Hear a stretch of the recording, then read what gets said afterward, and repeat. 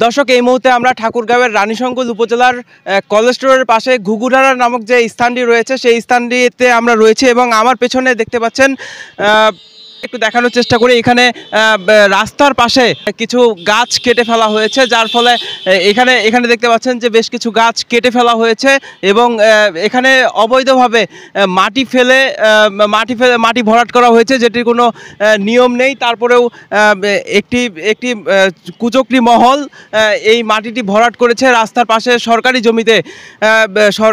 জমিতে গাছ কেটে এই মাটিটি ভরাট করা হয়েছে। এবং আপনাদেরকে যদি একটু দেখানোর চেষ্টা করি, এই যে নিচে গাছগুলো এখনো পড়ে আছে, তারা এলাকাবাসী অভিযোগ করছে রাতের আধারে এই গাছগুলি কেটে ফেলা হয়েছে এবং তার সুষ্ঠু সমাধান চাচ্ছে।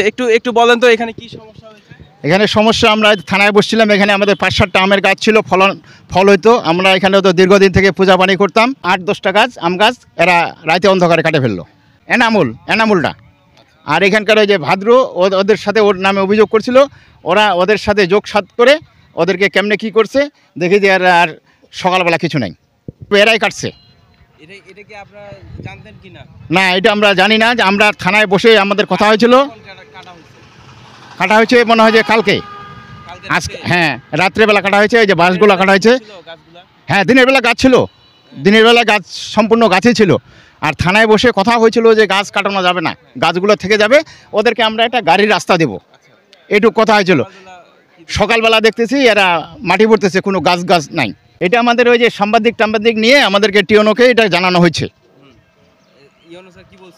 ইউনো সাহেব বলছে যে আমি এই বিষয়টা দেখতেছি।